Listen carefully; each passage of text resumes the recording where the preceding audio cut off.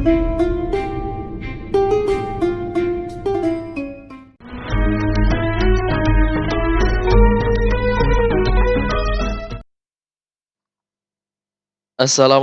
warahmatullahi wabarakatuh. Selamat pagi anak-anak soleh dan solehah.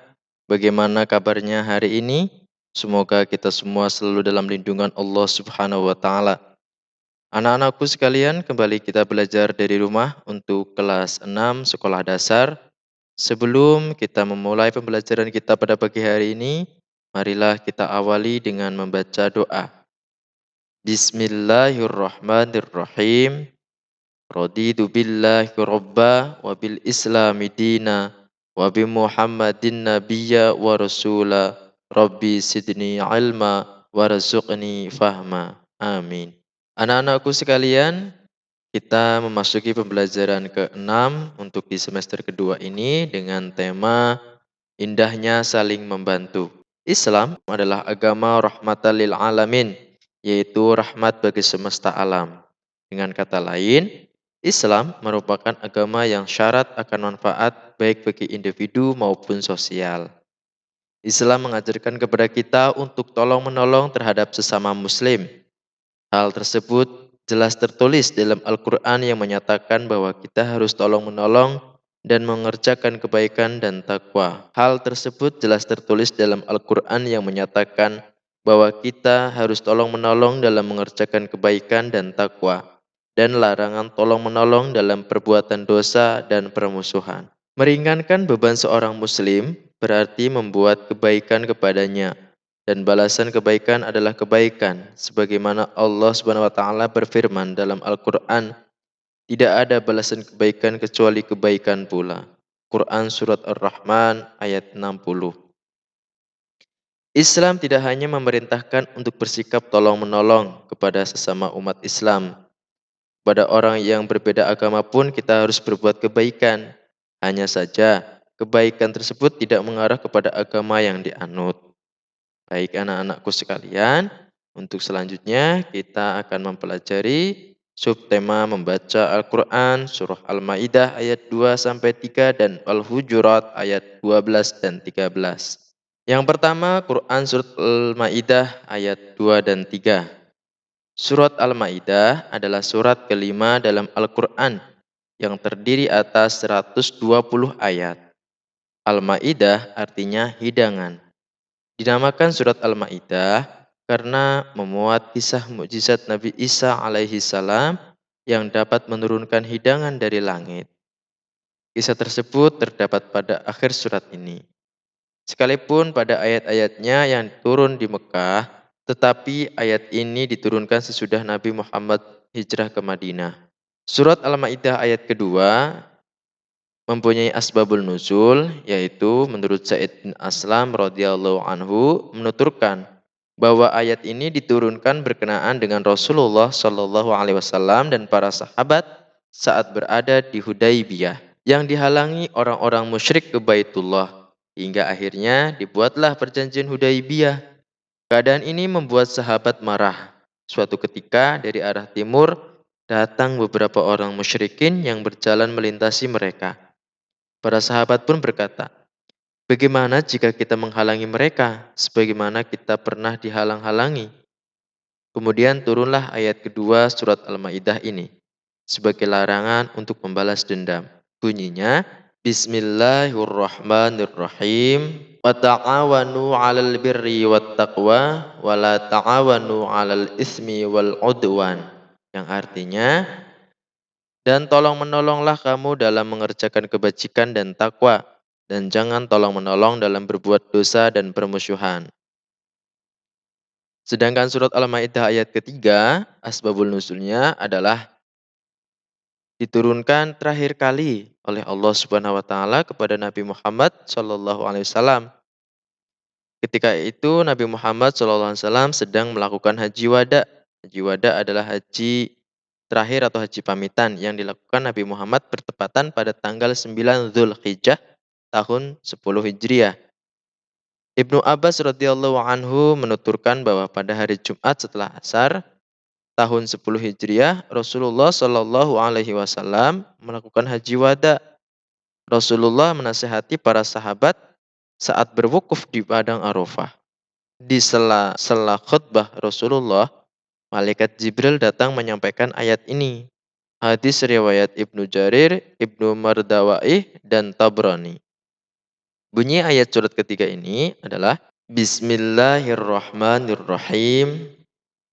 Al-yawma ya'isal ladzina kafaru min dinikum fala tahsyauhum wahsyawun. Al-yawma akmaltu lakum dinakum wa atmamtu alaikum ni'mati wa raditu lakumul Islam dina.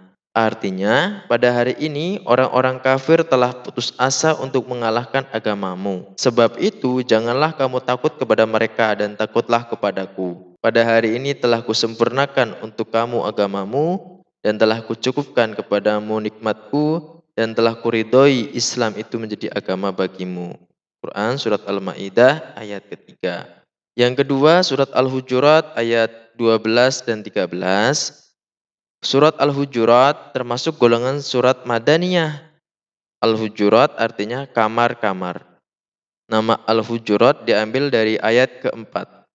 Surat Al-Hujurat merupakan surat ke-49 yang terdiri dari 18 ayat. Ayat 12 surat Al-Hujurat menurut Ibnu Jurayj radhiyallahu anhu menjelaskan bahwa surat Al-Hujurat ayat 12 ini diturunkan berkenaan dengan kebiasaan Salman Al-Farisi. Setelah makan, beliau terbiasa segera tidur dan mendengkur. Hal ini menjadikan bahan perguncingan banyak orang. Ayat ini berisi tentang perbuatan yang harus dihindari oleh orang-orang yang beriman, antara lain berprasangka buruk, mencari kesalahan orang lain, dan menggunjing. Nah, untuk membaca surat Al-Hujurat ini, Pak Guru tugaskan kepada Mas Muhammad Maulana Rafi untuk membacakan surat Al-Hujurat ayat ke-12.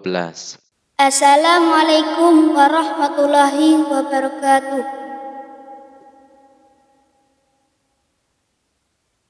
A'udzu billahi minasy syaithanir rajim.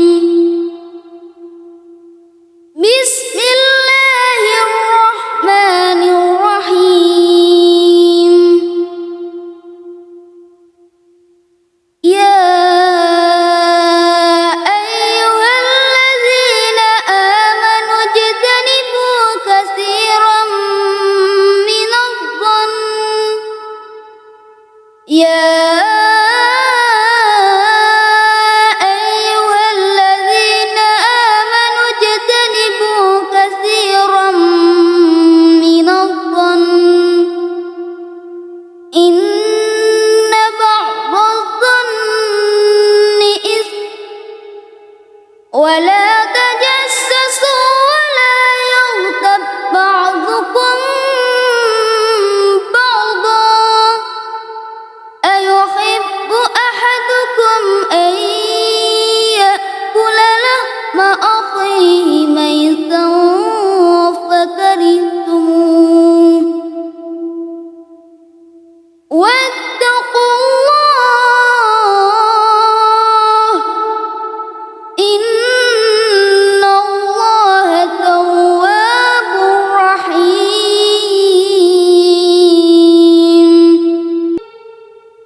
Shadaqallahul azim.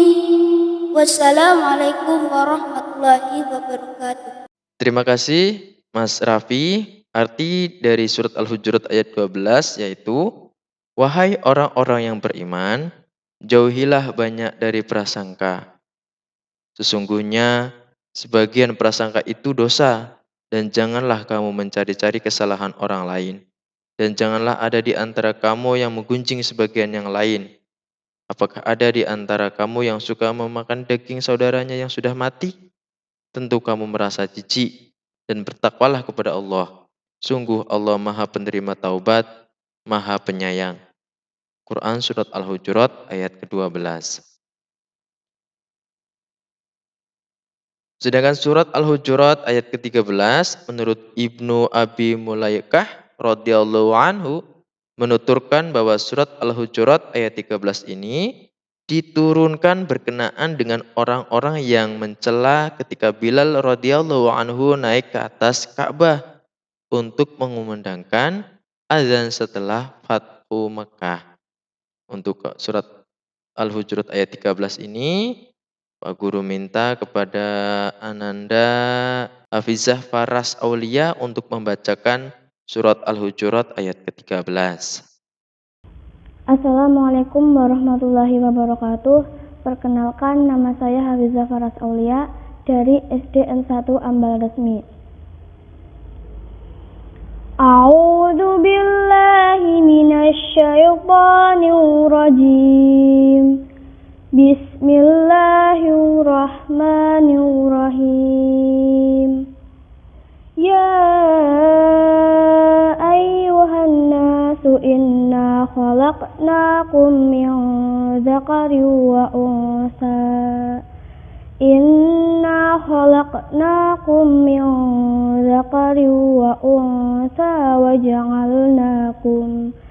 waja'alnakum syu'uban wa qabaila lita'arafu.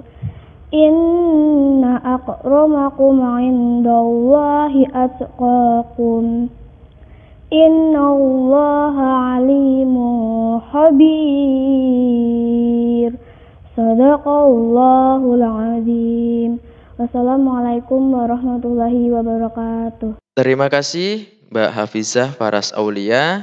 Arti dari surat Al-Hujurat ayat 13 ini adalah, hai manusia, sesungguhnya kami menciptakan kamu dari seorang laki-laki dan seorang perempuan, dan menjadikan kamu berbangsa-bangsa dan bersuku-suku, supaya kamu saling kenal mengenal. Sesungguhnya orang yang paling mulia di antara kamu di sisi Allah adalah orang yang paling bertakwa di antara kamu.